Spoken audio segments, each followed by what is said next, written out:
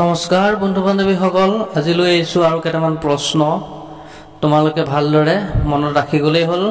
মই প্ৰশ্নসহ উত্তৰ সুন্দৰভাৱে কৈ যাম, কেৱল মনত ৰাখি যাবা। ইয়াৰ পৰাই বহুতখিনি আগতো প্ৰশ্ন কমন পৰিছে, গতিকে ইয়াৰ প্ৰশ্নসমূহ অকণমান মন দি চাই গ'লে মনত নিশ্চয় থাকিব। গতিকে আহক আজি ভিডিঅ'টো আমি আৰম্ভ কৰোঁ। প্ৰথম প্ৰশ্ন, মূলা গাভৰু স্বামীৰ নাম কি? উত্তৰ ফানচেংমুং বৰগোহাঁই। নেক্সট প্ৰশ্ন, অসমৰ এগৰাকী আহোম ৰজাই প্ৰথম মুদ্ৰাৰ প্ৰচলন কৰিছিল, তেওঁৰ নাম কি? প্ৰশ্নবোৰ অকণ মন দিলে ভাল হ'ব।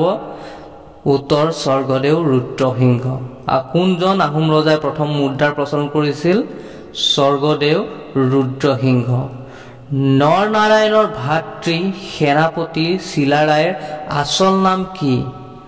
উত্তৰ শুক্লধ্বজ।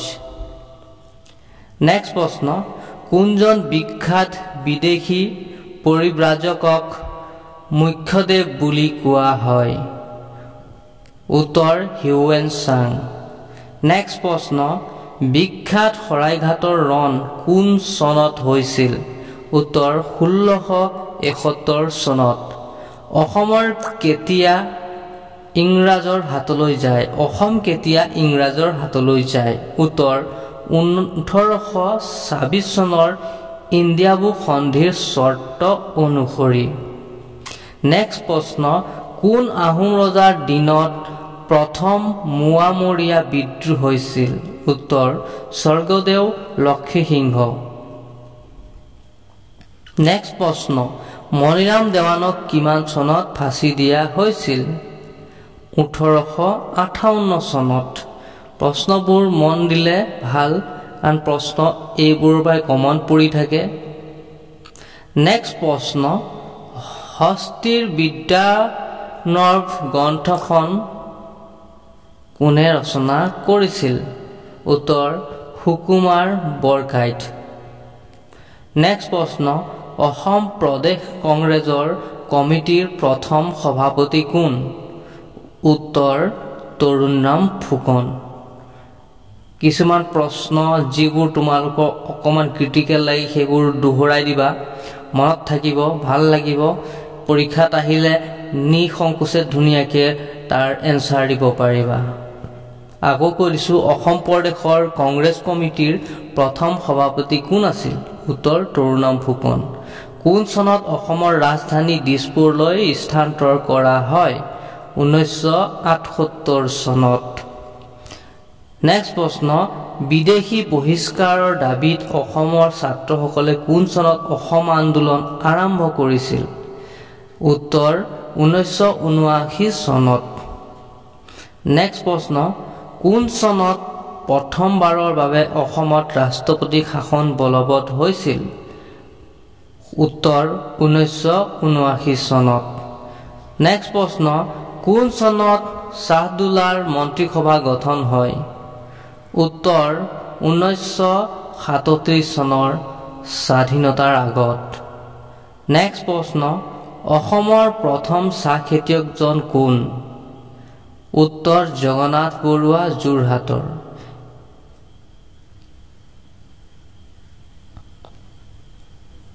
নেক্সট প্ৰশ্ন,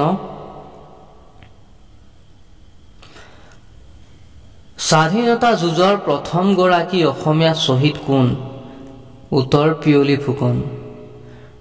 কলা শিৰোমণি বঁটা লাভ কৰা অসমৰ মুখ্যমন্ত্ৰীগৰাকী কোন? উত্তৰ হিতেশ্বৰ শইকীয়া। 1991 চনত এই সন্মান লাভ কৰিছিল। নেক্সট প্ৰশ্ন, ৰাজ্যপালৰ আসন অধিষ্ঠিত কৰা অসমৰ প্ৰথম ব্যক্তি কোন? উত্তৰ বিষ্ণুৰাম মেধি, তামিলনাডুৰ।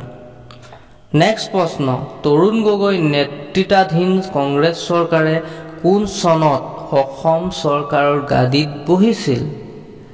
উত্তৰ 2001 চনত, দ্বিতীয়বাৰ 2006 চনত। নেক্সট প্ৰশ্ন, 2005 চনত কাৰ নেতৃত্বত BTADৰ কাৰ্যবাহী পৰিষদ গঠিত হৈছিল? উত্তৰ হাগ্ৰামা মহিলাৰী। নেক্সট প্ৰশ্ন, ইউনাইটেড লিবাৰেন্স ফ্ৰণ্ট অফ আছাম অৰ্থাৎ আলফা। আলফাই কেন্দ্ৰীয় চৰকাৰৰ সৈতে আলোচনাৰ বাবে গঠন কৰি দিয়া গোটটোৰ নাম কি? শ্বৰ্টত PCG, people's consultative group. Next প্ৰশ্ন, কোন চনত অসমৰ ৰাজ্যপাল হিচাপে লেজেৰ অজয় সিং কাৰ্যভাৰ গ্ৰহণ কৰিছিল? উত্তৰ 2003 চনত। অসমৰ একমাত্ৰ মহিলা মুখ্যমন্ত্ৰী গৰাকীৰ নাম কি? উত্তৰ ছয়দা আনোৱাৰা তাইমুৰ। নেক্সট প্ৰশ্ন, ভাৰতবৰ্ষৰ ৰাষ্ট্ৰীয় পতাকাৰ অশোক চক্ৰৰ তলত থকা সত্যমেৱ জয়তে শীৰ্ষক দেৱনাগৰী বাক্যশাৰী কোন উপনিষদৰ পৰা লোৱা হৈছে? উত্তৰ মুণ্ডক। নেক্সট প্ৰশ্ন, ভাৰতৰ জাতীয় চৰাই আৰু জাতীয় জন্তু কি? একেবাৰে সহজ প্ৰশ্ন বাৰু এইটো। মৌৰা চৰাই হৈছে জাতীয় চৰাই আৰু ঢেকীয়াপতীয়া বাঘ হৈছে জাতীয় জন্তু। নেক্সট প্ৰশ্ন, ভাৰতৰ প্ৰশাসনিক ব্যৱস্থাৰ মুৰব্বী কোন? ৰাষ্ট্ৰপতি। ভাৰতৰ প্ৰথম মহিলা ৰাজ্যপাল কোন? উত্তৰ সৰোজিনী নাইডু। নেক্সট প্ৰশ্ন, ভাৰতৰ প্ৰথম মহিলা IPS বিষয়াগৰাকী কোন? উত্তৰ কিৰণ বেদী, 1972 চনত।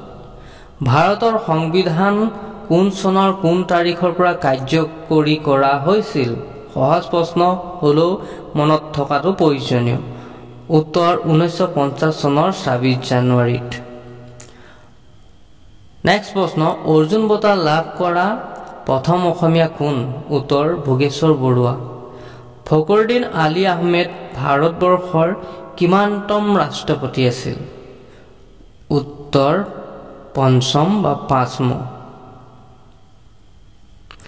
নেক্সট প্ৰশ্ন,